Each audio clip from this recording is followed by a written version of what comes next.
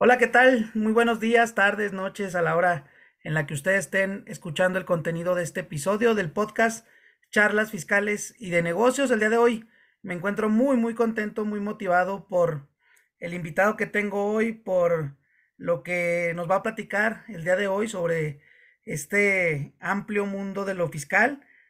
Antes de presentarlo, comentarles muy rápido. Llegué aquí al Colegio de Contadores Públicos de Zacatecas. Me dijeron, Juan José, hay nuevos libros. Empecé a verlos y me llamó uno poderosamente la atención por dos situaciones. La primera, por la portada. La portada es una portada bastante llamativa. Creo que desde ese punto de vista la editorial del instituto lo está haciendo muy bien. Y la segunda, precisamente por el tema o por el alcance que tiene, que es precisamente la materia fiscal. Aquí en pantalla para nuestros amigos de YouTube lo están viendo claramente la portada del libro Sistema Fiscal en México, una síntesis, para que en recomendación personal vayan y lo adquieran en los distintos puntos de venta, las distintas librerías. He estado viendo que incluso en librerías jurídicas está este libro. Entonces, pues ahí la recomendación. Y evidentemente, posterior a este tema, la lectura que es súper sencilla. Eh, Le comentaba yo al autor de este libro que normalmente este tipo de temas se abordan desde el punto de vista del jurista, desde el punto de vista del abogado, enfocado a un tema del derecho fiscal, evidentemente con temas técnico-jurídicos que hacen un poquito más complejo para la comprensión del contador público. Sin embargo, este en particular, este libro, esta obra, es de verdad una cuestión bastante sencilla, bastante amigable.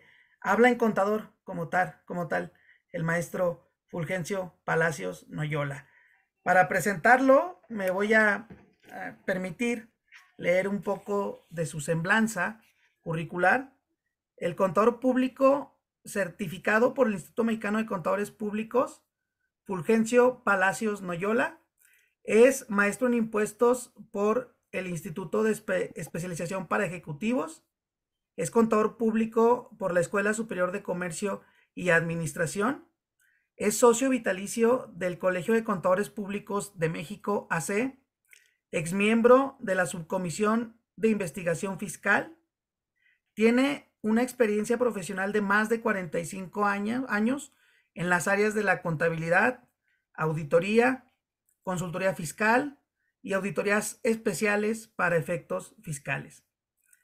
Es docente de posgrado del área fiscal y maestría por la Universidad Autónoma de México en la Escuela Superior de Comercio y Administración y en diversas instituciones. Además, articulista de la revista Contaduría Pública, editada por el Instituto Mexicano de Contadores Públicos, mayoreo y distribución. También es articulista del Boletín Fiscal del Instituto de Especialización para Ejecutivos y articulista también para el sitio web elconta.com. Contador Fulgencio Palacios Noyola, le doy la bienvenida a este podcast y nuevamente le reitero el agradecimiento por aceptar platicar con nosotros por unos momentos.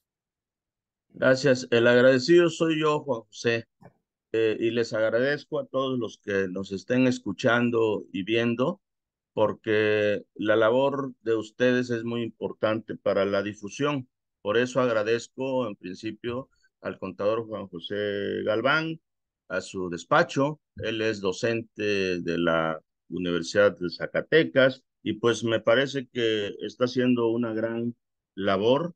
Muchas gracias y voy a empezar con aquella frase de José Martí que dice que el hombre para realizarse, o hombre género, debe tener o hacer tres cosas en la vida, por lo menos: sembrar una, un árbol, tener un hijo y escribir un libro. Yo ya cumplí las tres con este libro, que es como mi hijo, mi sueño. Realmente lo hice por amor, ¿verdad? Y ahí está. Espero, como dice Juan José, que se lea, porque si sembramos el árbol y no lo regamos, no lo cultivamos, no lo abonamos, y si tenemos el hijo, no lo cuidamos, no lo educamos, pues no nos va a servir de mucho, ¿verdad?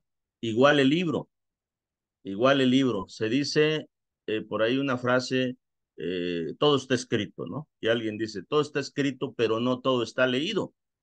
Entonces, los invitamos a leer. Somos un país, desafortunadamente, según las estadísticas, no somos grandes lectores, pero pues quienes promueven la lectura, los que llegamos a tener la fortuna y el trabajo de escribir un libro, quien hace la difusión, se está haciendo una labor muy importante y esperamos de verdad que el libro se adquiera, se lea. Me da mucho gusto que Juan José y otras personas, uno de ellos nos está oyendo porque sé que se conectó, me han comentado que el libro es muy amigable y ese fue mi objetivo realmente. Intenté no llenar de términos técnicos, por supuesto, como en el mismo libro se dice. Si estamos hablando ya de algo técnico, pues no puedo dejar muchas cosas al margen, pero siempre con un lenguaje que se intentara o que el lector lo pueda comprender, ¿verdad? O yo hacerme entender en un terreno bastante complicado que son los impuestos, ¿no? Y ojalá ese objetivo se logre. El, el libro, pues, con esa idea. Siempre, como dije, hablar de los impuestos es complicado, pero tenemos que contribuir, desafortunada o afortunadamente, diría yo. Como se empieza a abordar en el libro, pues los sistemas fiscales se establecen justamente para, con la finalidad como parte de las políticas económicas para el sostenimiento de un país, y llámese sistemas capitalistas, no capitalistas, en cualquier sistema de alguna forma se contribuye. Y así veamos el término en principio muy simple o llano, contribuir, contribuir, ayudar, apoyar, dar, etcétera, ¿no? Decía un viejo amigo y maestro del Instituto de Especialización para Ejecutivos, el fundador Carlos Orozco Felgueres, ¿no? Decía, de dos cosas no se salva, no nos salvamos, de morir y de pagar impuestos. Ni modo, porque tenemos que subsistir de esa forma. Ahora, los impuestos, como ya dije, son una área muy árida, de repente no nos quiere interesar, a todos nos puede chocar, enojarnos, etcétera, pero no hay alternativa, no hay alternativa para una sociedad organizada. Entonces, sé bien que hablar de impuestos en la parte muy técnica, insisto, es complicado. Sin embargo, el libro en principio, el enfoque del libro es más que hablar del cómo, es hablar del qué, o sea, qué tenemos que pagar en general. Y esboza de manera sintética, como el título del libro es una síntesis, ¿verdad? Siendo una síntesis, traté de resumir lo más importante en cada capítulo para que se entienda. Ya el detalle, el cómo, hay muchos artículos que se especializados, etcétera, etcétera, del que nos hablan del cómo. Sin embargo, cada quien se ubica, cada persona se va a ubicar en el libro, en qué área está, y ya después ya se puede ir al cómo, ¿verdad? Entonces, por eso mismo, el lenguaje buscado fue lo más amigable, como dijo Juan José. Decía un viejo amigo también, expositor, hablar de impuestos, decía, fíjese, si estoy hablando y me entiendo y me entienden, estoy hablando de lógica. Si hablo y me entiendo y no me entienden, estoy filosofando, decía. Pero si hablo y ni me entiendo ni me entienden, estoy hablando de impuesto sobre la renta. Imagínense, así están las cosas, ¿no? Entonces, pues vamos a empezar, o voy a empezar con un tema general para ubicar a ustedes en el sentido, y no porque ustedes no entiendan, no comprendan, pueden estarnos escuchando personas que sí conocen del área fiscal y bienvenidos.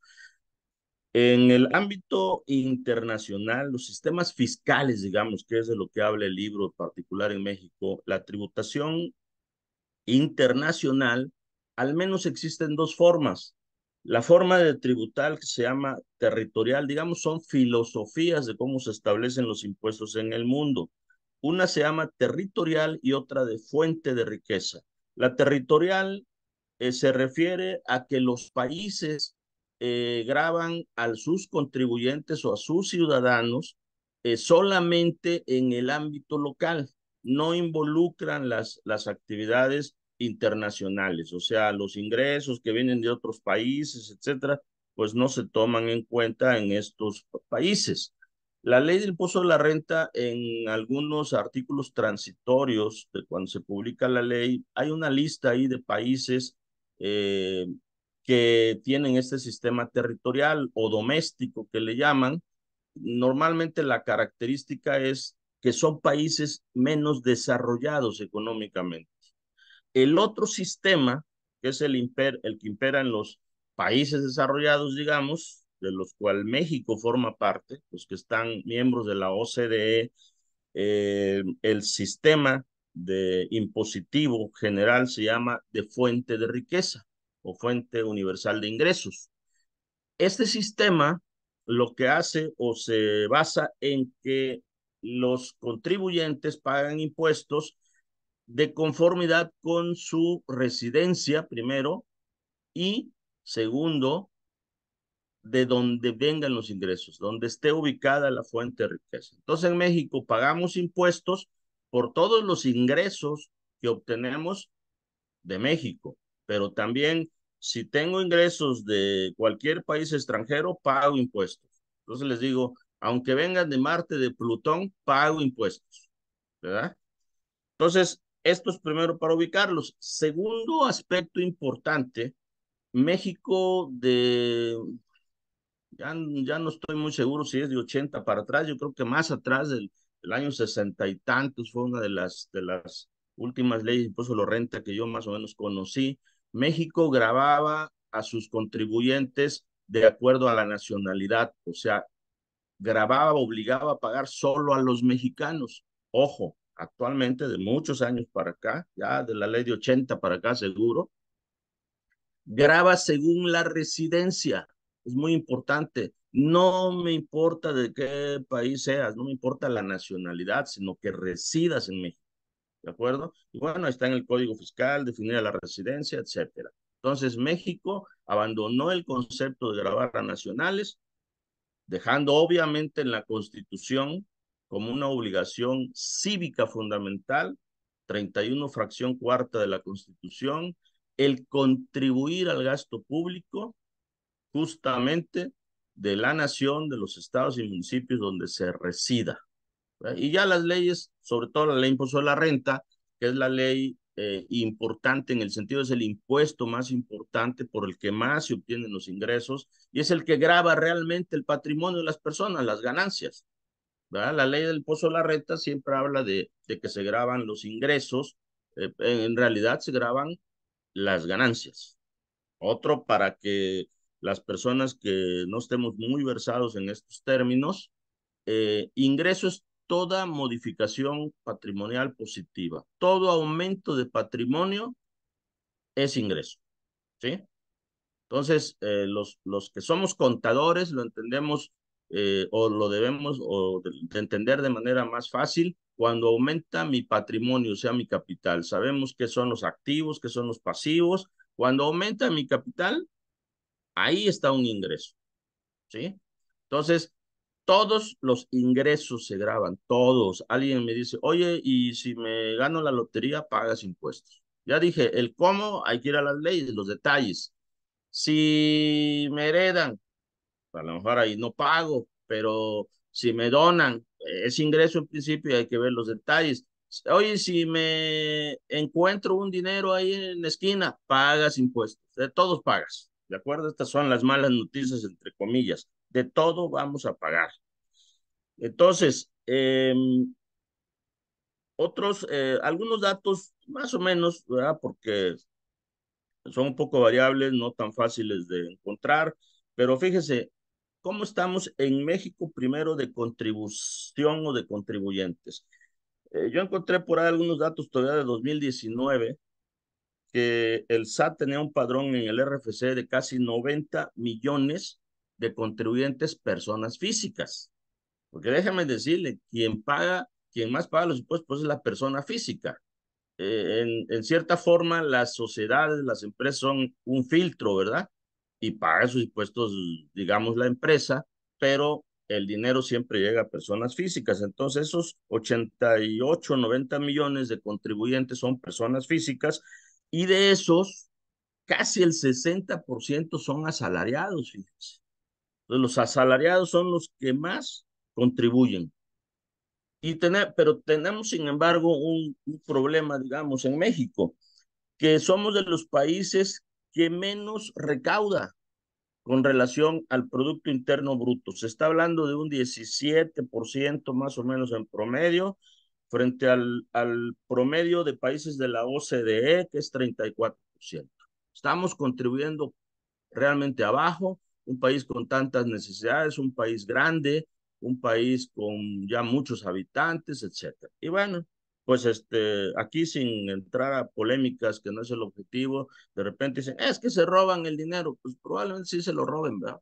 En principio no se lo roban todo, ahí están obras, ahí tenemos cosas, ahí tenemos educación gratuita en este gran país que debemos de reconocer, salud, etcétera, ¿verdad? Entonces, sí debemos de contribuir, sí debemos de entender para qué sirven los impuestos y en todo caso lo que nos falta es saberle exigir a las autoridades, ser más ciudadanos en ese sentido de decir, hemos avanzado en la transparencia, sin entrar a discusión, insisto.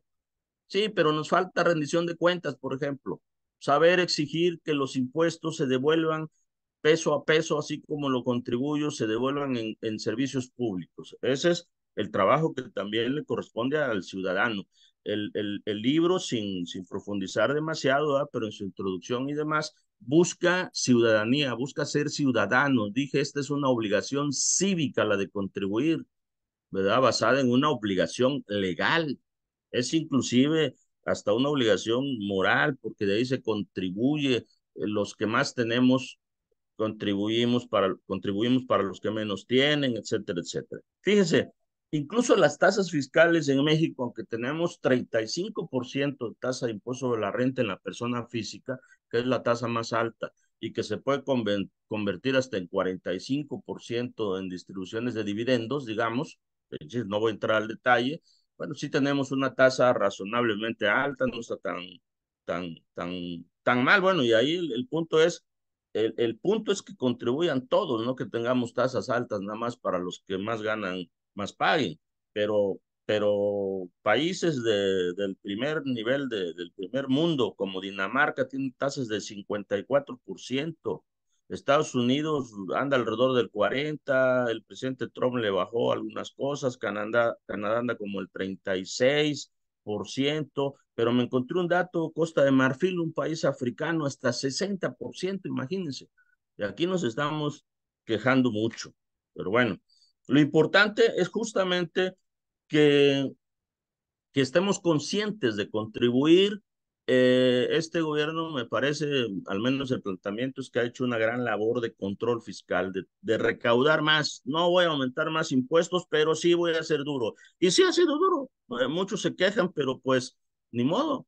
Los contadores lo vivimos, las batallas que sufrimos con el SAT en auditorías, mini auditorías, nos enojamos con ellos no tanto porque estén requiriendo, pero sí por la forma de requerir, por la forma de interpretar. Luchamos nosotros porque pues no es fácil nada más decir lo que sumen tus FDI, esas cosas que ya son cosas técnicas, ¿verdad? Sin embargo, sí hemos visto que han atacado el año pasado, se reformaron, o el año pasado, creo 2022, se reformaron más de 10 leyes, ¿verdad? Que fueron alrededor buscando atacar la evasión fiscal, el famoso outsourcing que ya se estaba haciendo un deporte, etcétera, ¿no? Entonces, todo esto, no, si seguimos hablando de esto, no acabamos, ¿verdad?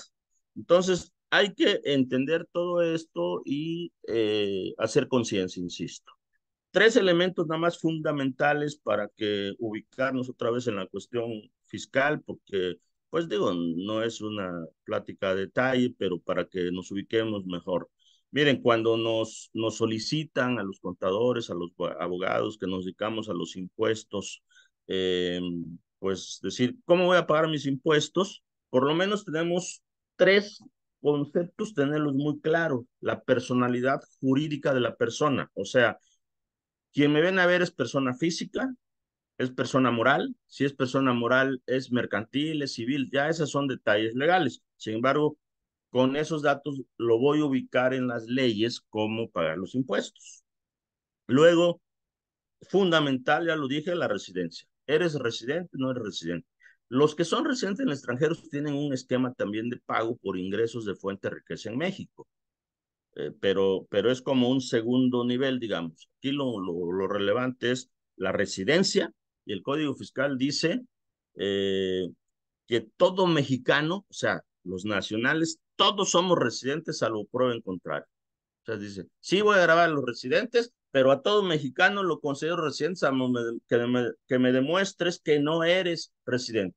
Hay que presentar un aviso cuando me cambio de residencia, etc. Y está definida las residencias justamente por de dónde se obtienen los ingresos, etcétera, etcétera. Y luego en nuestro entorno tenemos los tratados internacionales que se celebran con diversos países para evitar la doble tributación, porque estamos en un esquema parecido, pero lo que tengo que hacer es, primero voy a consultar mi ley de impuesto a la renta y después en todo caso me voy a los tratados.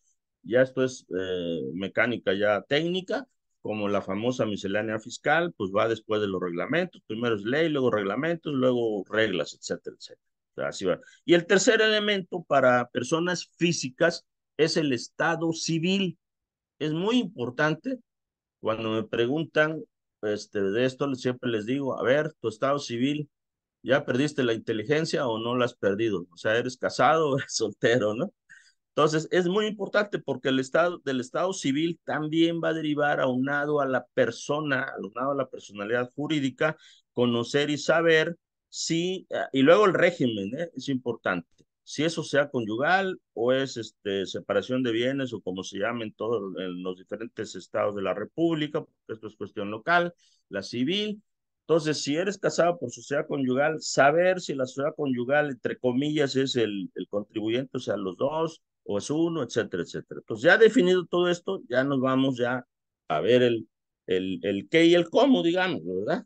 Entonces, bueno, ahí tenemos ya ciertos información introductoria y voy a entrar propiamente a hacer a ir haciendo algunos comentarios del libro. El libro contiene 9 capítulos, buscando lo fundamental, ¿verdad? Empieza hablando de la actividad financiera del Estado. ¿Qué es esto? Parte de lo que ya dije. El Estado tiene que administrar la riqueza nacional. Tiene una serie de gastos de la población y para ello, pues hace un presupuesto de egresos. Parece que en la parte de gobierno primero se dice, se planea cuánto quiero gastar y luego de dónde voy a obtener eso. En las empresas me parece que lo hacemos al revés, pero bueno, eso no importa. Entonces, hay un presupuesto de egresos. ¿Cuánto necesito de dinero? Segundo, hago mi presupuesto de ingresos, que es la ley de ingresos, que no deja de ser un presupuesto. Y ya me dice de dónde vas a obtener todos los impuestos y me enumera pues en el artículo primero de la ley de ingresos, pues cada uno por cada rubro de impuestos, cuánto planeo obtener, porque es presupuesto, es una presunción y bueno, se van a encargar con ciertos datos económicos, con variables económicos, presumen o estiman lo que se va a obtener y de esa forma voy a ir vigilando que mi presupuesto se vaya cumpliendo como toda empresa, ¿verdad? Y que no nos vengan afortunadamente que no nos lleguen a venir pandemias y todo lo que estamos viviendo, como ahora en Acapulco, porque pues esas cosas, pues sí, pues es obvio que se van a desestabilizar las cosas, pero pues vamos a seguir adelante. Entonces, ¿por qué debemos de contribuir? Ya dije, es una obligación legal, tenemos que contribuir para el gasto público, tengo que estar consciente que, que esos servicios llamados gratuitos, entre comillas, pues no son gratuitos, los pagamos nosotros, todos los que contribuimos, ¿verdad? En el ámbito fiscal, al principio se define, pues, cómo se establecen, qué tipos de ingresos tenemos. El Estado tiene ingresos fiscales y algunos ingresos no fiscales, digamos, como los que vienen de las empresas del Estado, como Pemex, o sea, ventas de bienes, ventas de servicios, algunos que se llaman aprovechamientos o productos. Sin embargo, ahí sale la principal parte de la fiscal es los impuestos. El Código Fiscal, en principio, los denomina contribuciones, justamente, que viene el término contribuir. El término impuesto suena más fuerte, como de imponer, ¿no? En realidad son impuestos porque se imponen, se vienen de ley. Sin embargo, se manejó como género, contribución, y como especie, impuestos, aportaciones de seguridad social, derechos, etcétera. Pero los principales rubros de donde viene son los impuestos.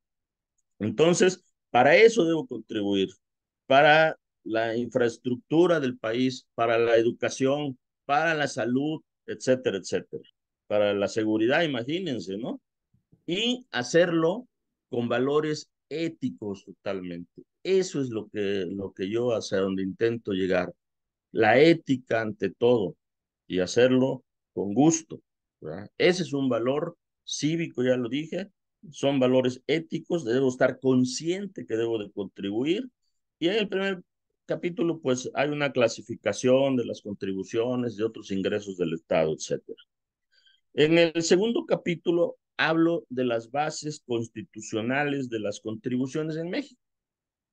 Más o menos ya lo dije, hay un cuadro o una pirámide, rectángulo, que nos ubica en la forma de que se jerarquizan las leyes. O sea, ¿qué ley tiene más poder? Pues bueno, empezamos con la Constitución y abajito o al lado los tratados internacionales, porque en la teoría se ha discutido mucho que si están al mismo nivel, si no están al mismo nivel de la Constitución. Bueno, yo llego a la conclusión que pueden estar juntitos, pero no más arriba de la Constitución. Luego de ahí vienen las leyes secundarias. Las leyes secundarias, el impuesto fundamental, y lo voy a decir más o menos en el orden de recaudación: impuesto a la renta, impuesto al valor agregado, o sea, cada uno tiene su ley, y luego vienen las otras leyes. De esa forma, o sea, son jerárquicamente inferiores a la Constitución, ¿verdad?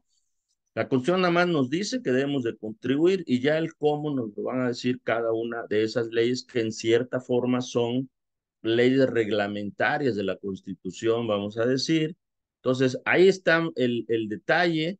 Estas leyes, cualquiera de estas secundarias, no pueden ir más allá de la Constitución, ni ser anticonstitucionales, ni ser inconstitucionales, que son términos técnicos, ¿verdad? Pues no pueden ir más allá.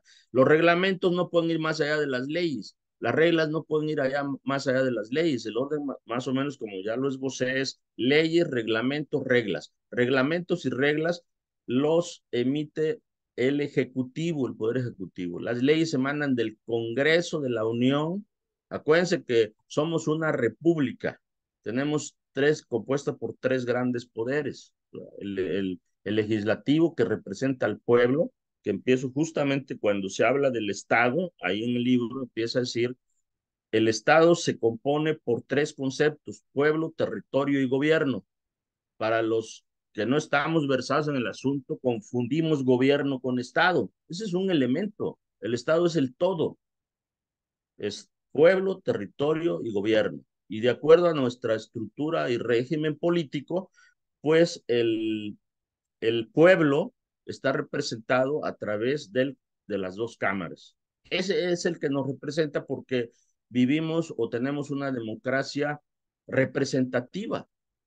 Aunque este gobierno está estimulando un poco la llamada democracia participativa, que es levantar la mano, etcétera.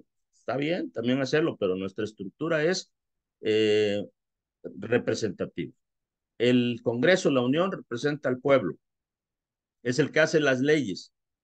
el ejecutivo las aplica y el judicial las interpreta, sobre todo buscando la armonía, que no se, cuidando el orden constitucional. Ya ven, hoy hay mucho pleito entre los poderes, pero esa es la estructura.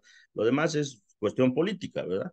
Entonces, una vez que estamos en esas estructuras, así tenemos que manejar las leyes. De repente, o más bien los que no conocemos la parte técnica, creemos, por ejemplo, que el Código Fiscal tiene más jerarquía que la ley de impuesto a la renta, ¿verdad? No es así. El Código Fiscal va abajo porque se aplica de manera supletoria, sus normas suplen lo que no está en la ley de impuesto sobre la renta. Primero, o valor agregado, especial sobre uso de servicios, etcétera. Primero, lo que yo requiero saber de las leyes, voy a la ley primero. Lo que no encuentre en la ley, ahora sí me voy al Código Fiscal y habla de generalidades, defensa, etcétera, etcétera. Más o menos, hasta ahí. En el capítulo 2, siguiendo jerarquía de las leyes, se habla de las obligaciones que tenemos los mexicanos, ya más o menos lo dije, los 3 niveles de gobierno que tenemos: federación, estados, municipios. El municipio es la célula de la organización política en México. El artículo 115 constitucional le da la jerarquía, ¿verdad?, de un municipio libre, ¿verdad? Así está en las leyes, puede distorsionarse en la práctica, pero el presidente municipal no es empleado del gobernador, o sea, el gobernador no es su jefe, el presidente de la República no es jefe de los gobernadores, ¿verdad? Cada quien son independientes. También ahí se maneja, se plantea los artículos constitucionales importantes de las facultades de cada orden de gobierno para establecer los impuestos, justamente. O sea, esos artículos de la ley me dice, es facultad exclusiva del Congreso de la Unión regular tales cosas, ¿verdad? Y obviamente los otros órdenes de gobierno no lo pueden hacer. Segundo, con autorización del Congreso de la Unión, los estados podrán imponer tal, tal, tal. Los municipios pueden imponer tales impuestos y lo vemos en la práctica. Un ejemplo del impuesto estrella en los estados, en todos, porque tienen la misma estructura muy parecida, es el impuesto sobre la nómina, bueno, porque es un impuesto estatal que pagan los patrones. El impuesto estrella prácticamente en los municipios es el predial, y así cada uno. Y hay prohibiciones a los otros entes a imponer gravámenes, ¿verdad? En esta parte, un tratamiento especial lo tiene la Ciudad de México. La Ciudad de México, pues acuérdense que era el Distrito Federal donde están asentados el gobierno federal, ¿verdad? Pero siempre se ha considerado una entidad federativa, con facultades diferentes o disminuidas comparándola con un estado, Zacatecas, Guerrero, Chiapas, etcétera. Eh, Cuando evolucionó políticamente en México, en la Ciudad de México ya llevamos como 3 o 4 gobiernos ya democráticos, digamos, elegidos por el pueblo. Antes la Ciudad de México, el Distrito Federal, se llamaba Departamento del Distrito Federal, era una entidad como si fuera una secretaría de Estado. El regente, que se llamaba, lo nombraba el presidente de la República. Y eso, bueno, ya en cuestión política dijeron, es antidemocrático, hoy ya es diferente. Y en 2017, sobre todo para los capitalinos, pero para todos los demás, que no lo saben, pues tenemos en la Ciudad de México una constitución publicada entró en vigor en 2017. Antes se regían por estatutos del gobierno del DF. Ahora es una constitución política de la Ciudad de México, y en la parte fiscal tiene su propia estructura con una diferencia importante. Acá se está divididos por demarcaciones territoriales, como si fueran municipios en los estados. Aquí se llaman demarcaciones, bueno, en la Ciudad de México se llaman demarcaciones territoriales, y en el orden político se llaman alcaldías. Quien gobierna es un alcalde. De repente, equivocadamente dicen vivo en la alcaldía tal, debería decirse vivo en la demarcación tal, pero es una alcaldía. Aquí, a diferencia de los municipios, en la Ciudad de México los impuestos los administra solamente el jefe de gobierno. No hay impuestos de las alcaldías, digamos, como en los municipios. Allá hay dos niveles, aquí solo un nivel. Y ya el presupuesto lo maneja justamente el jefe de gobierno, etcétera, ¿no? Entonces, resumimos, tenemos así contribuciones federales, contribuciones locales. El libro lo aclara en la introducción justamente en el sentido de que solamente se refiere a las contribuciones federales, con todo este bosquejo general para ubicar al lector, ¿verdad? Y luego después, más adelante habla de todos los organismos institucionales para recaudar y fiscalizar las obligaciones fiscales, para que sepan qué hace la PRODECON de forma sintética, qué hace el SAT, qué hace el IMSS, qué hace el Infonavit, etcétera, que todos son y estos organismos. Así como estoy hablando de ciertas obligaciones, pues también hablo de ciertos derechos. La defensa, ahí está el Poder Judicial, la Ley Federal de Derechos, etcétera. ¿De acuerdo? Siguiendo con el capítulo 3, ese capítulo es una introducción al marco legal de las actividades económicas. Nos ubica aquí, ya lo dije un poco, de qué es la persona jurídica para entender de qué estamos hablando. De la persona física, de la persona moral y figuras que, pues el derecho, en algunos aspectos el derecho fiscal distorsiona las leyes fiscales, ¿verdad? Y de repente nos dice que es persona un fideicomiso, por ejemplo, cuando el fideicomiso legalmente es un contrato. Pero bueno, para efectos fiscales es persona. Pero eh, lo que tenemos más claro es la persona física y la persona moral. Persona de carne y hueso y la persona jurídica que está compuesta por personas físicas y o por personas morales. Y habla aquí de manera breve, sintética, se plantea la definición de la sociedad conyugal, qué sucede con la sociedad conyugal como persona, entre comillas, qué sucede con la parte triste, las sucesiones, cuando alguien, un contribuyente, pues alguien que venía contribuyendo, etcétera, fallece, qué sucede con eso, cómo se pagan los impuestos, etcétera, etcétera. Aquí va muy amarrado con el Código Civil, se habla también del fideicomiso, de la copropiedad, que son figuras ya especiales en materia tributaria, partiendo de lo estrictamente legal, no fiscal, de los códigos civiles, ¿verdad? Entonces, por eso es importante y distinguir cuando una actividad es mercantil, cuando una actividad es de carácter civil, de acuerdo a las leyes, y una que está en medio, entre comillas, que es la laboral, ¿verdad? Que la laboral antes se regulaba, incluso antes de que existía ley federal de trabajo, la parte laboral se regulaba en los códigos civiles, ¿verdad? Entonces, bueno, ahí está la parte, ya tenemos ley federal de trabajo. Aquí se habla de actividad económica en principio, porque el orden es así. Pero dije, todo el mundo va a pagar impuestos por los ingresos que obtenga. Ok. ¿Y cómo tengo ingresos? Pues realizando en algunos casos actividades económicas, en otros casos no, pues a lo mejor yo no hice nada y me heredaron o me regalaron, digamos, ¿no? Pero en principio, la reglita es así. Realizo una actividad económica, nada más. Viene en ese momento la ley no fiscal, Código de Comercio, Código Civil, Ley de Trabajo, y le pone un nombre. Ah, lo que tú estás haciendo se llama compraventa. Lo que tú estás haciendo se llama contrato de trabajo, contrato de servicio, etcétera. Entonces ya lo calificó, fíjese, de lo económico inmediatamente pasamos a lo legal. ¿Y dónde está la ley? Aparece de inmediato la parte fiscal. Ahora, esas figuras, laboral, mercantil, civil, yo te voy a decir cómo vas a pagar impuestos. Entonces siempre es actividad económica, legal y fiscal pegaditos. Siempre en ese orden.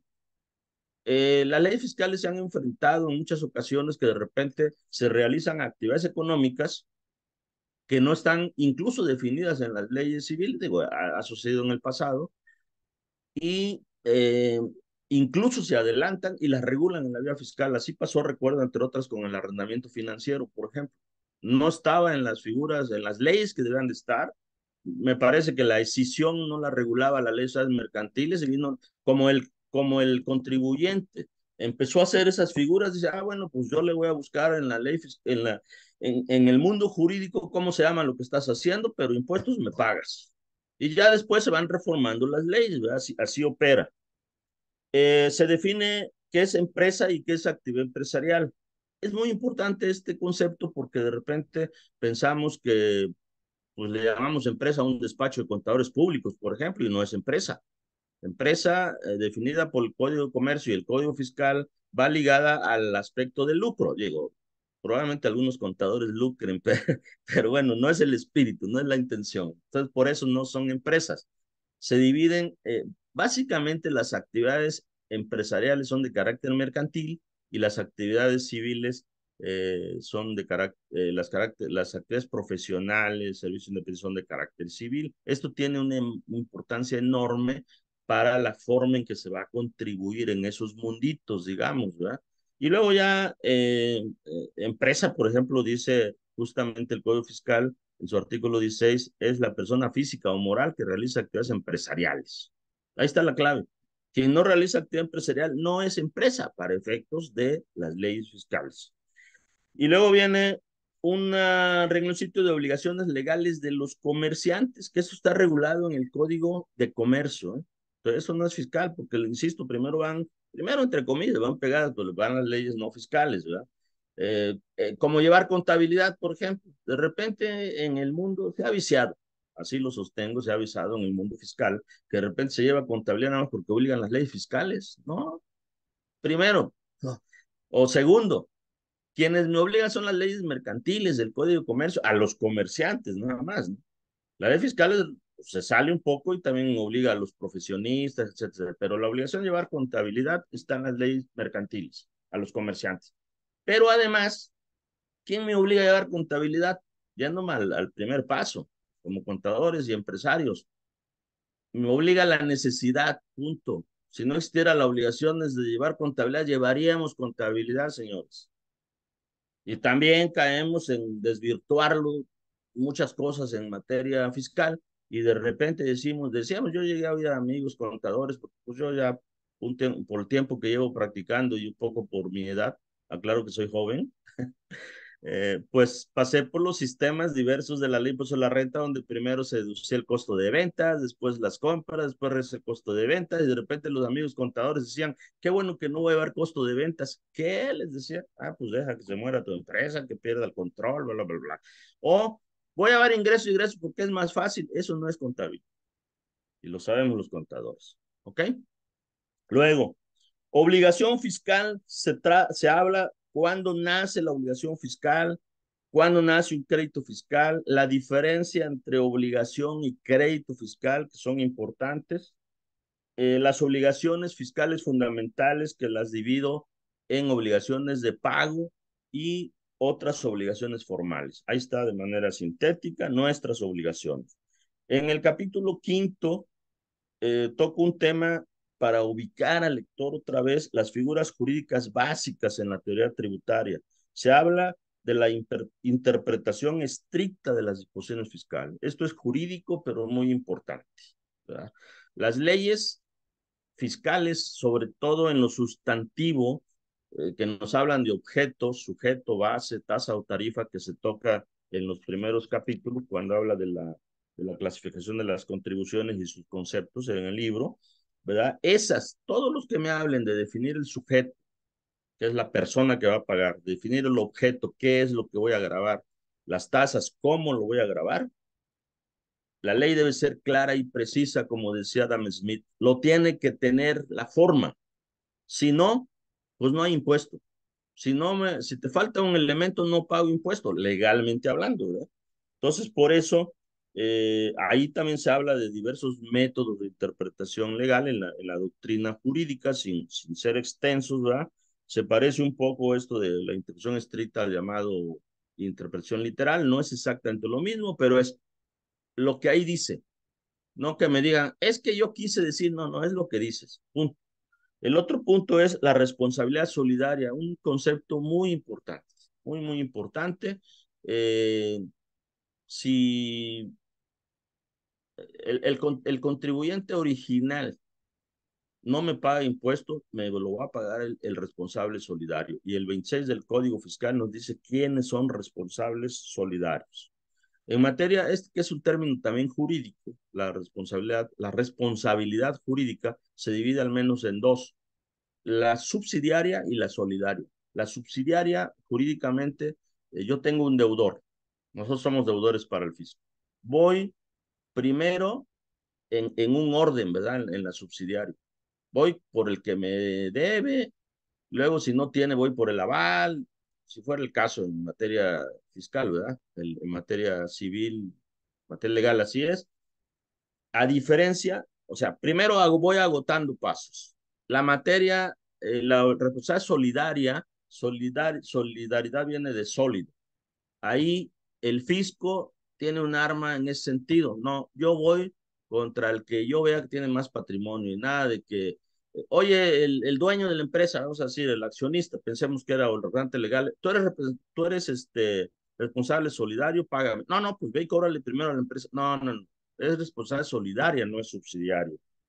Luego viene la prescripción y la caducidad, también términos pilares del derecho romano, prescripción y caducidad, que en México se han manoseado, los que más o menos hemos leído, de repente la prescripción ya no está tan clara dónde termina, porque ahí se trata, la prescripción se trata de ganar derechos o de perder obligaciones, en resumen, digamos, y una se maneja del lado del, más bien del contribuyente, que es la prescripción, y la caducidad más del lado del fisco, digamos. Pero son figuras fundamentales. Los romanos tuvieron que inventarlos, si no toda la vida tendríamos obligaciones también y se pasarían de generación en generación, aunque hay ciertas obligaciones, ¿eh? Los pasivos fiscales, por ejemplo, se heredan, ¿eh? Porque luego se hacen preguntas de ese tipo. ¿Ah? Pero hay prescripción y hay caducidad. Ya decía que los elementos de las constituciones estaban al principio, no, están en el capítulo sexto. Los elementos del impuesto, objeto, sujeto, base, tasa o tarifa y cuotas inclusive existen. Capítulo 6, elementos de las contribuciones. Luego viene un concepto bien importante que se llama autodeterminación. En México México se rige bajo el principio de autodeterminación del impuesto. ¿Qué quiere decir? Que yo contribuyente, yo sujeto, estoy obligado a determinar el impuesto. No es el fisco el que va a venir a hacérmelo. Ciertamente, dentro de sus facultades de revisión, ellos pueden revisar y modificar, digamos, el monto a pagar según lo que ellos revisaron, los que sus auditores hicieron, pero es autodeterminación. En diversas leyes, el Seguro Social, incluso la renta, dice el fisco podrá, por ejemplo, publicar las tarifas, porque las tarifas tienen un mecanismo que yo las puedo construir o las debo, pero por facilidad me las publican. No puedo decir, es que no la publicaste, no pago, no, no. Tu obligación era hacerlas, reconstruirlas. La del Seguro Social, el IMSS, más bien, me manda propuestas de pago, revisa si estás de acuerdo, las famosas incidencias, pero no es mi obligación hacértelo, es obligación tuya, etcétera, ¿no? Estamos más acostumbrados, y además mal acostumbrados, en mi opinión, mi experiencia, los gobiernos municipales son los que mandan la boletita o recibo de predial, que muchas veces me ha tocado ver la mayoría y nos metemos a la, oye, ¿estarás bien pagando el predial? ¿Estarás pagándolo bien? Pues quién sabe, eso es lo que me están cobrando. No, pues hay una ley, hay un código fiscal de tu estado, antes llamados ley de Hacienda, ve si lo estás haciendo bien. Ay, ¿qué tal si voy a pagar más? Pues paga más, pues lo que te corresponde, ¿no?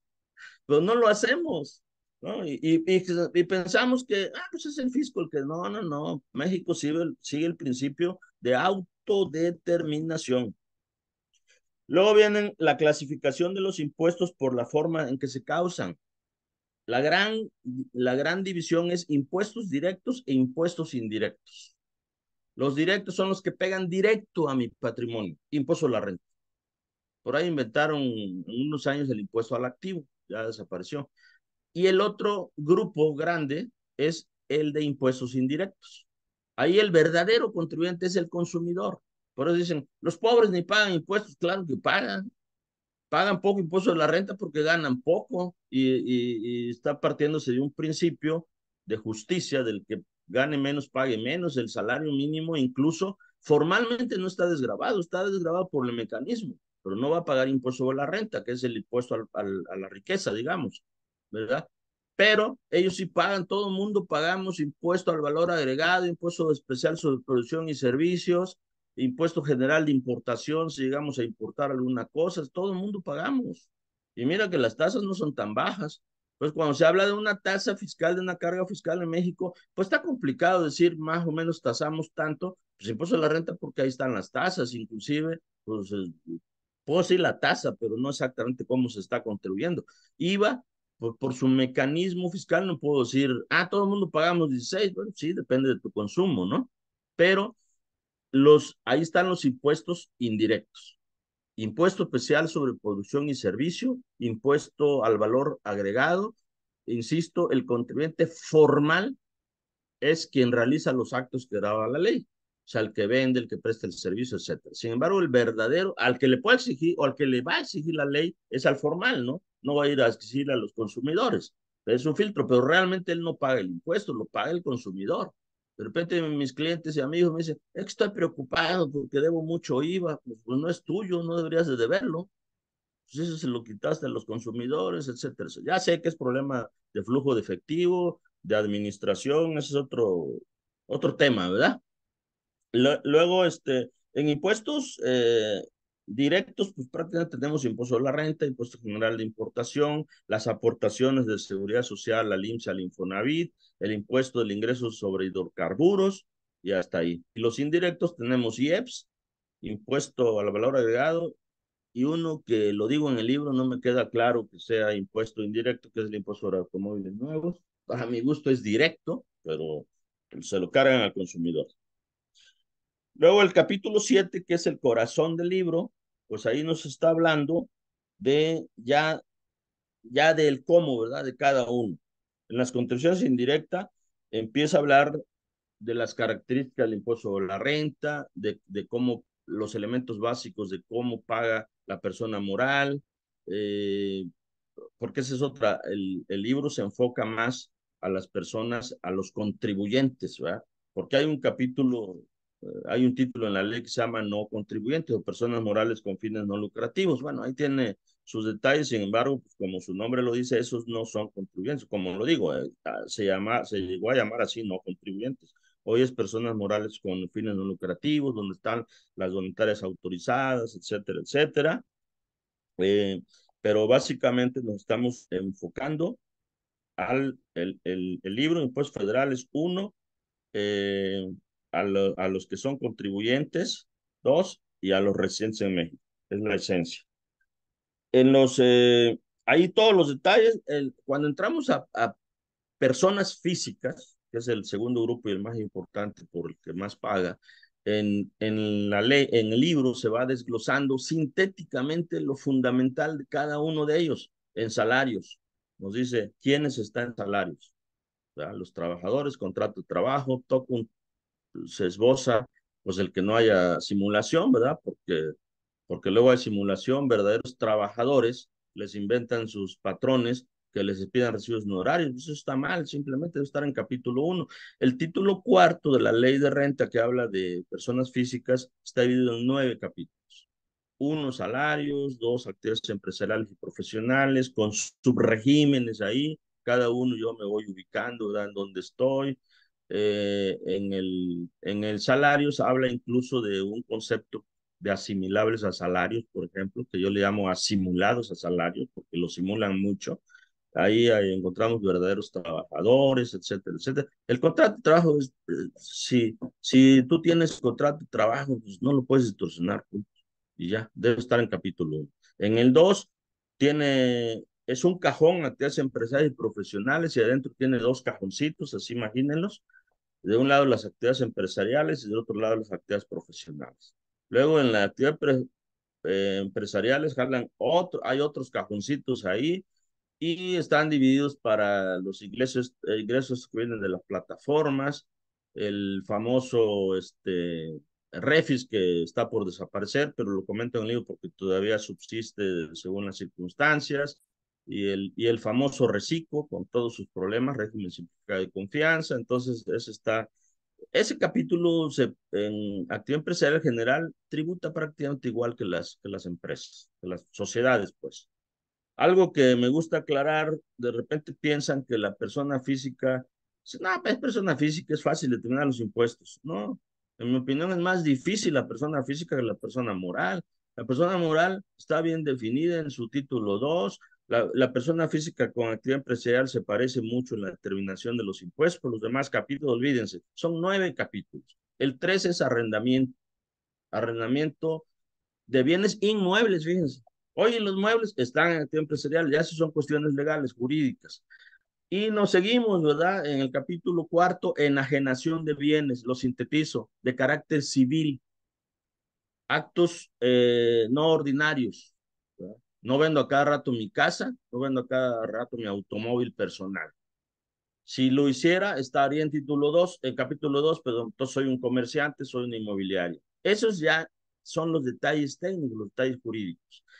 En de adquisición de bienes, fíjense, al revés, el que adquiere un bien, ahí el contribuyente es quien adquiere, a diferencia del cuarto, que es el que vende. Estos capítulos son específicos, algunos son generales, por ejemplo, salarios, todo el que esté bajo el contrato de trabajo, punto, sin especificaciones particulares. En el de adquisición de bienes, ahí me va diciendo la ley, mira, considera como contribuyente eh, si te encuentras un tesoro, ¿no? Por ejemplo, ¿no? Y ahí está. Si rentas como, como arrendatario, estás ocupando un inmueble que no es tuyo bajo contratos de renta, le haces modificaciones y quedan a beneficio del dueño, pues es ingreso para el dueño porque él está adquiriendo. eh, las donaciones, quien recibe un donativo, fíjense, debería estar en ese capítulo. Sin embargo, no se encuentra en ningún lado, pero como siempre hay un capítulo 9 que es el resumidero. Ahí cae todo lo que dije, todos los ingresos pagan, nada de que no veo mi caso, ¿no? Entonces, el quinto, luego sigue el sexto, intereses, que es generalidad, todos los intereses, no es nada más sistema bancario, todo está ahí. Luego sigue, si no me equivoco en el orden, pues siguen el caso de los ingresos por dividendos y en general por distribución de ganancias, etcétera. El capítulo de premios, premios que vienen de loterías, de rifas, etcétera, con todas sus modalidades. Se sigue y al final hay un 9 de los demás ingresos y relaciona ahí, creo, veintitantas fracciones con nombre y apellido. Y si no encontramos el nombre y apellido, insisto, de todos modos debo pagar. Porque el artículo dice, entre otros. Esa palabrita, entre otros, es mortal, ya, pum. ¿Sí? De acuerdo. Bueno, en la administración de contribuciones hablo, pues, herramientas, la contabilidad, los controles fiscales, papeles de trabajo, nóminas, las auditorías de estados financieros, del contador público, y el dictamen fiscal, que con todas sus variantes ahí, que va y viene, que es obligatorio, que no es obligatorio, que es voluntario, que algunos entran, algunos no entran. Importantísima la contabilidad y los controles, señores. ¿Sí? Importantísimo. La auditoría de estado financiero, importantísimo para generar la confianza, etcétera, estén obligados o no. El penúltimo, que es los riesgos fiscales, muy importante. También visualizar las herramientas de fiscalización de las autoridades fiscales. Estamos llenos de herramientas, desde la inscripción al RFC, que es la llave de todo, la expedición de los FDIs, los supuestos de cancelación o no, las constancias de situación fiscal, etcétera, etcétera. Estamos llenos ahí. Luego ven el término grave de infracciones y delitos. También esboza todo cuando comete una infracción, cuando un delito, los castigos. Acuérdense que las infracciones se pagan con dinero, los delitos con cárcel. Lo que hay que evitar es, yo no les invito a que infraccionen la ley porque no se paga con cárcel, pero es muy grave. Lo que debo cuidar, no pagar, no caer en este caso en la cárcel. Luego vienen todas las sanciones, un principio fundamental que se plantea, establecido por el código, ¿verdad? No lo digo yo, que si pago espontáneamente antes de que me cachen, pues no crecen las sanciones, etcétera, etcétera, no pago. Y la regla de oro para el orden de pago, en resumen, primero paguen impuestos sobre la renta, los directos, los personales, perdón, al revés, primero paguen los impuestos que no son de ustedes. El IVA no es mío. Todos los retenidos no son míos, por eso tienen hasta dobles sanciones y tienes razón y se cae en delito inclusive. Te estás quedando con algo que no es tuyo. ¿Que no tengo dinero? Primero paga el IVA, los retenidos, y de entre los retenidos, el orden número uno, los de salarios, porque tiene implicaciones en seguridad social, en Infonavit, etcétera.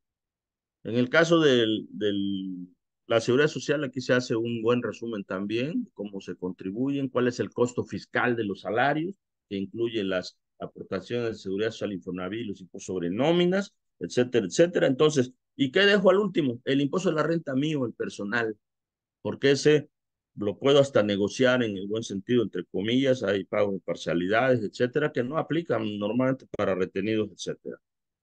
Por último, el capítulo de planeación fiscal, la satanizada planeación fiscal, es legal planear fiscalmente, ¿eh? Pero ética, que es lo primero que dije al principio. Si lo hago con ética, se vale. La mejor planeación, decía un amigo mío fiscalista, es conocer bien la ley. No todos la conocemos, incluyendo al que habla bien la ley, ¿verdad? Pero la mejor planeación está en conocer la ley y aplicarla con ética. ¿De acuerdo? Entonces, se vale planear dentro de los rangos legales, no andar inventando cosas, nada de que el outsourcing y demás, todo ese tipo de cosas que dice que las visto fiscalmente y ya, algunas cosas aunque se vistan fiscalmente, el lavado de dinero y todo eso, ahí está, también como delito no fiscal, y de repente dicen, oye, pero es que ya lo lavé porque ya hice negocios limpios, pues, de todos es sucio, en mi opinión, ¿ya? Se arrastra lo sucio. El lavado de dinero el dinero nunca se lava, en mi opinión, ¿verdad? Luego viene la discrepancia fiscal, término no es para nada nuevo, ¿eh? Siempre digo que esta es la arma mortal que siempre tuvo el fisco. Antes, en los años 80, 90, todo el mundo nomás decía, oye, ¿cómo no pago impuestos? Pues no factures. No, pues yo decía, pues no quieres pagar impuestos, no trabajes, no tengas ingresos, ¿verdad? Pues no, no es que no factures, pues esa era una cuestión muy simple. Y cuando empezaron a surgir diplomados, especialidades, oye, ¿para qué haces especialidades para recomendarle a alguien no factures? Pues, ¿qué es eso, no? Entonces, no, no, no. Vamos allá. La discrepancia fiscal es muy simple. Si tú tienes más erogaciones que ingresos, hay una discrepancia, esa discrepancia paga impuestos. Presumo, dice la ley, que la diferencia son ingresos que no pagaron impuestos, salvo por el contrario, demuéstrame que no. Oye, pues digo que me gané la lotería, demuéstralo. Digo que me lo regalaron, demuéstralo. Nada más demuéstralo. Ah, pues nada más que lo digo. Entonces, la discrepancia fiscal es eso. Ojo, mayores erogaciones que ingresos, no mayores deducciones, hay que tener claro. Ahí la ley me dice también qué son erogaciones, los gastos, las adquisiciones, los depósitos bancarios, etcétera, etcétera. Y hay reglas para los supuestos en los que no hay discrepancia fiscal. Tiene un procedimiento para comprobar o no comprobar, etcétera, etcétera. Y finalmente, la recomendación es cuidado con que voy a ser el presidente de la graduación y depositen en mi cuenta sin ninguna soporte. Soy el administrador del condominio y abro una cuenta a mi nombre. Cuidado, ¿eh? Todo lo que entre a cuentas de ingreso, aclarando, por supuesto, entrada de dinero no significa ingreso. Ya les dije, ingreso es que mi patrimonio aumente, ¿sí? Pero todo tiene sus detalles muy importante. Ya se han dado, yo he visto muchos casos ya de discrepancia fiscal en mi práctica. Luego vienen estímulos fiscales. Trae una relación, un libro de estímulos fiscales, porque también hay buenas noticias. De repente ya se nos olvidaron que hay un decreto desde 2013, una serie de estímulos. El libro incluye hasta el del 5 de junio para estimular las inversiones en el Istmo de Tehuantepec, por la época en que se editó el libro. Muy buenos estímulos. Nunca había visto, en mi opinión, son de los mejores que he visto. Exenciones de renta, de IVA, etcétera. Y hace 2 días acaba de salir uno por lo de Otis en Acapulco también, que ya no lo tiene el libro, pero ahí están todos los estímulos fiscales. Y por último, incluye los esquemas reportables, los famosos, que es aquí en el fondo si haces planeación, voy por ti. Y hay relación a una serie de cosas, pues no hay que caer en esos, hay que dar avisos, etcétera, etcétera. Pues hasta aquí lo dejaría Juan José y antes de que se me olvide, pues agradecerles a todos y como digo en la primera hoja o no sé cuál es la de los agradecimientos en el libro, ¿a quién le agradezco? A los contribuyentes de México. A ese va mi agradecimiento. ¿Por qué? Como bien en mi currículum dice, soy politécnico orgullosamente y sin los contribuyentes no estaríamos aquí. porque vengo de abajo, orgullosamente, y aquí estoy por los que pagaron impuestos para que yo tuviera educación o escuela, pues. Entonces, algo más, eh, Juan José. Hombre, maestro, normalmente intervengo. Quiero Sí, confesarle esto. Normalmente intervengo con algunas preguntas a lo largo de la exposición del invitado. Sin embargo, claro, hoy soy soy parte uno más de la audiencia porque de verdad es que ha sido una cátedra sintetizada, que eso es lo más importante, lo más brillante, cómo ha sintetizado algo que es de por sí complejo. Nuevamente la invitación a toda nuestra audiencia que adquieran este libro, vayan a adquirirlo por favor. Sobre todo nos escuchan alumnos de la licenciatura en contaduría, adquieran este libro, porque luego dicen o luego decimos, es que, ¿por dónde empiezo? ¿Por dónde le busco? Pues empiezas precisamente con este libro. Este libro lo hace. Maestro, si me permite, quiero hacer algunos comentarios.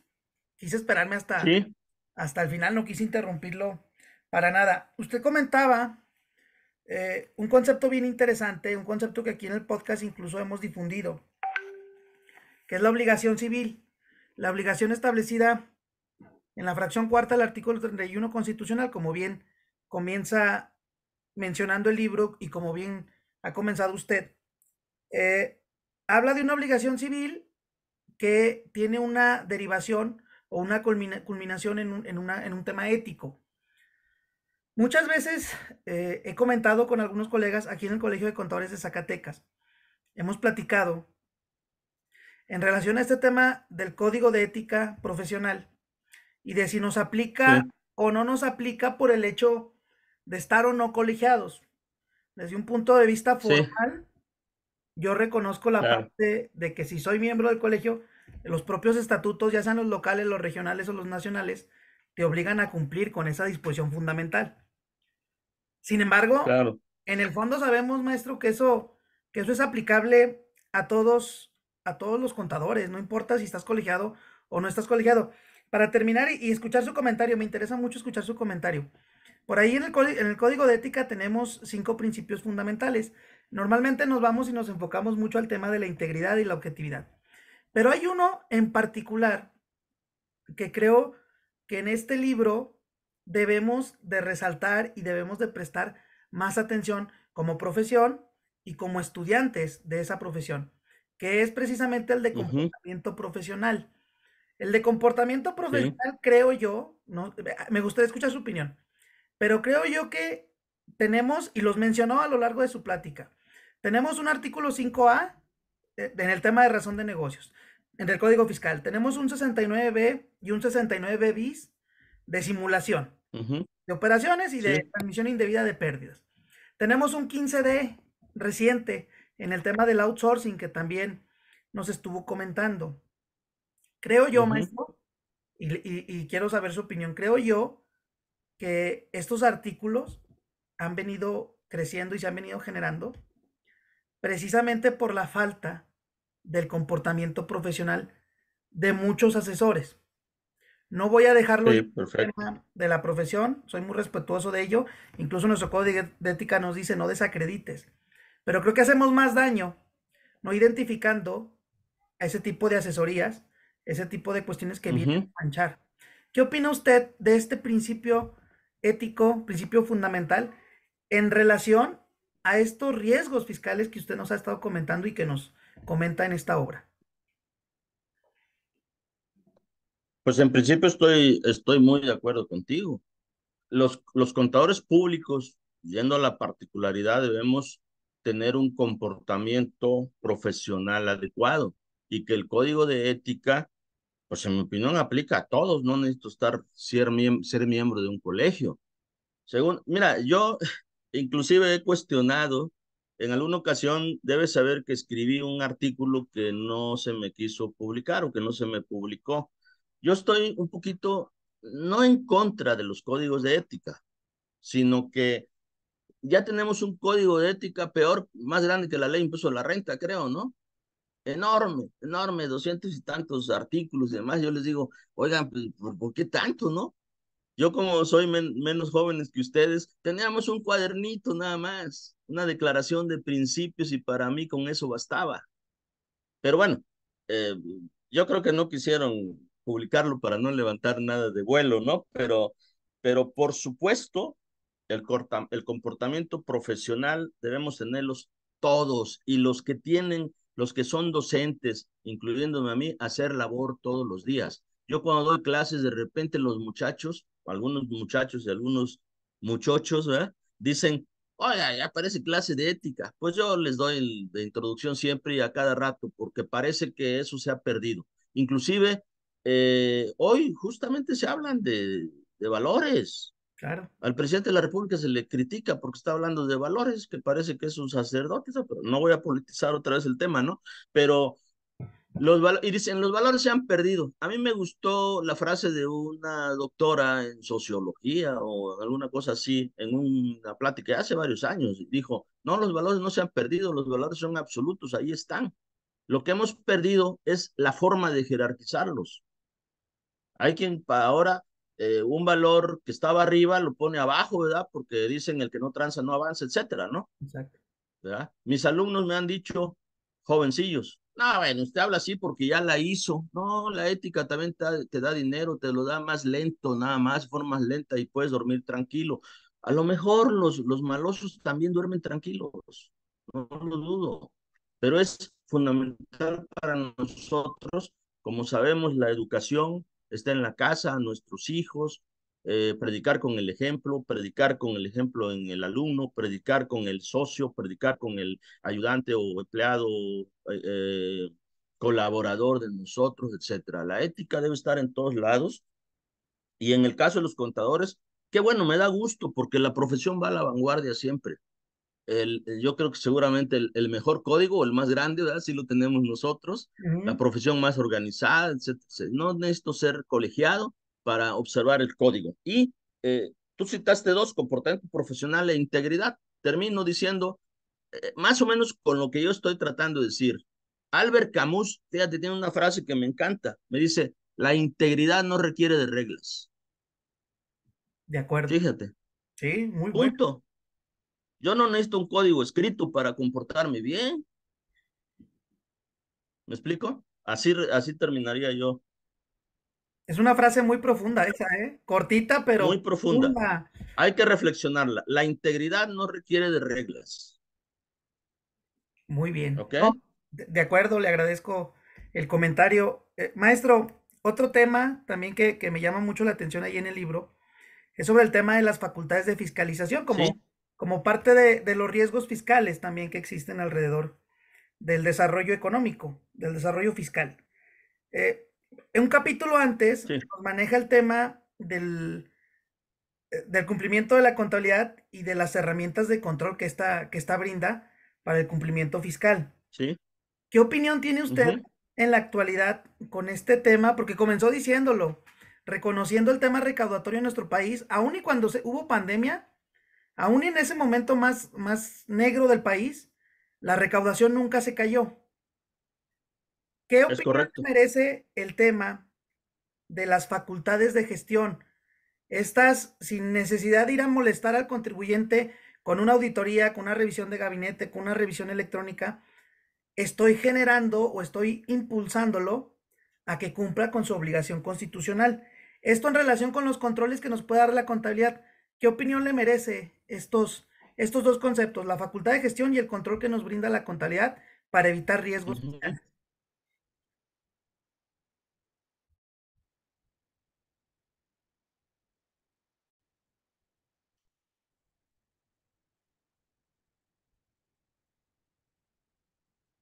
Justamente que es muy importante tenerlo.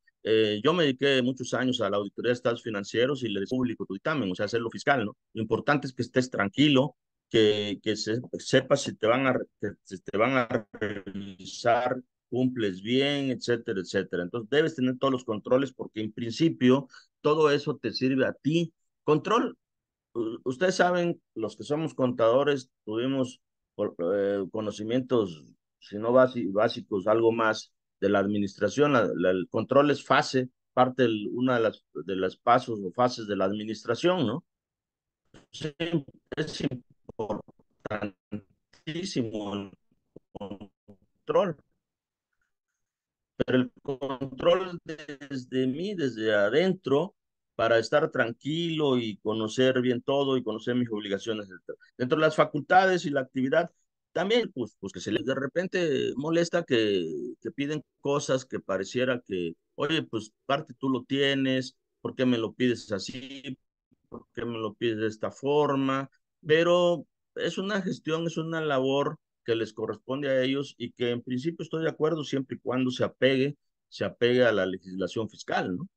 ¿Verdad? Pero yo más recomiendo justamente tu contribuyente, tu empresa, etcétera, etcétera, debes aceptar, entender que todos esos controles son las herramientas fundamentales para hacer buen uso. ¿Qué nos, la contabilidad, fíjate, los está financieros, ¿quiénes los usa? Pues los usa la empresa, primero el accionista, los trabajadores, el fisco, etcétera, etcétera. Es una gran herramienta que justamente el fisco se basó en ella. ¿Para qué? Para saber cómo me deben pagar, etcétera. Me gusta lo del CFDI, está bien, nada más que pues donde se crean problemas es justamente donde se dice es que todos las deducciones no me cuadran con los FDIs. No, pues no, pues tengo operaciones del extranjero, tengo cosas que no llevan CFDI, pues ni modo, aclararlas, ¿verdad? Pero primero, intentar o procurar hacer las cosas bien. Segundo, me parece que la autoridad está haciendo su papel mientras lo haga dentro de los cánones legales, ¿verdad? ¿De acuerdo? Claro, claro, claro. Eh, para terminar, maestro Fulgencio, quiero primero platicar un comentario que usted hace en el prefacio de este libro, donde Ajá, dice, y lo comenzó diciendo ahorita, que es su hijo, este libro es su sí, hijo. sí, Y yo concuerdo con lo que dice en el último párrafo de ese prefacio. Esperemos que no sea el único. Esperemos sí, que sigan ojalá. saliendo de este tipo. Esperemos que se siga actualizando. Ahorita ya nos comentaba el tema lamentable y triste del huracán Otis. En materia de Sí. estímulos fiscales, vaya, la materia fiscal también lo comienza diciendo usted en su libro, es cambiante, es Es totalmente dinámica. dinámica, exactamente. Y ojalá que sigamos teniendo la fortuna de seguir leyéndolo. Y finalmente, platicar sobre el prólogo. El prólogo lo comento porque la doctora Virginia Ríos Hernández, quien es la que termina prologando esta obra, es una persona, una profesional que ha venido, nos ha apoyado mucho acá en el Colegio de Zacatecas, incluso es docente del doctorado en impuestos de la Facultad de Contaduría y Administración de aquí de la UAS. Ujú. Muy cercana también me dio gusto cuando leí el nombre de la doctora ahí, me dio gusto verla opinar de un libro y lo establece así. Este libro debe de ser una base, debe de ser de los que o con los cuales se empieza a generar los programas de derecho fiscal y luego ya nos vamos a la parte, bueno, en el caso aquí de la facultad, inician luego con la parte adjetiva, la parte del Código Fiscal de la Federación y luego van desarrollando todo el tema de fondo, la parte sustantiva. Entonces, definitivamente la invitación es para todos a que compren este libro, no se van a arrepentir en lo más mínimo. A mí muchas veces me han preguntado estudiantes, ¿por dónde empiezo? ¿Cómo le hago? Este es el camino. Sí, Porque así como nos lo comentó ahorita, es la primera vez que me pasa, también le voy a confesar, maestro, que leo un libro y tengo la posibilidad de hablar con su autor. Entonces, quedo todavía claro. con el conocimiento más claro, más fresco y con la intención y el compromiso de seguir difundiendo este tipo de mensajes que abonan siempre a nuestra profesión y al ámbito empresarial, que a final de cuentas es a quienes nos debemos. Muchas gracias, maestro, por la invitación, de verdad, con mucha alegría, con mucho respeto y con mucho cariño se lo digo. Estoy muy contento, me siento muy halagado que haya aceptado usted esta invitación. Esperemos que no sea la única.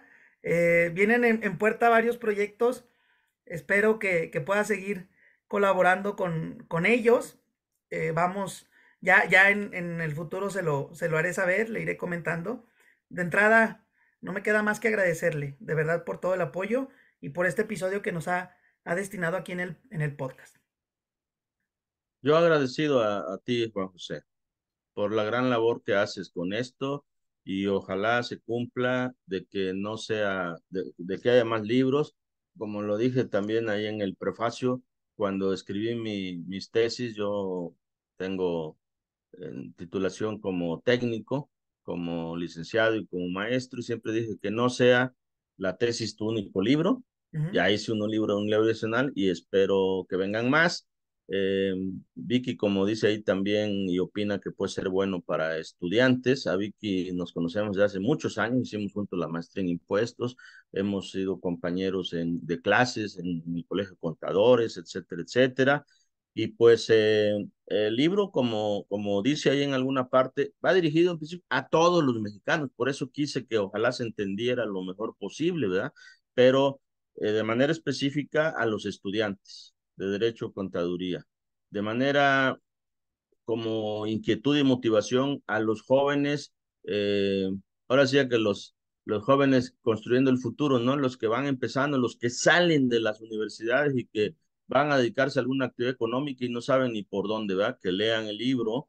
Y en general para todos, especialistas o no especialistas, como digo, de los especialistas espero su crítica constructiva, como la tuya, etcétera, y de los demás, pues que sirva como algo en general a todos. Ojalá cumpla el objetivo y ojalá yo tenga la posibilidad de seguir escribiendo sobre algún otro tema, etcétera. Y pues muy agradecido a ustedes y a los que nos escucharon. muchas gracias, Ujú. pues les damos las gracias también a ustedes, audiencia, por escucharnos. Para YouTube, pues los que nos van a ver y escuchar, para Spotify, nos van a estar escuchando. La verdad es que es un contenido bastante interesante y que viene a fortalecer de manera muy importante todo lo que hemos tratado de generar, de aportar en la difusión del conocimiento contable, en este caso del conocimiento fiscal. Que sigan teniendo un excelente día, tarde, noche, a la hora en que estén ustedes escuchándolo. Les mando un fuerte abrazo, saludos. Gracias, gracias. Hasta luego a todos, gracias a todos.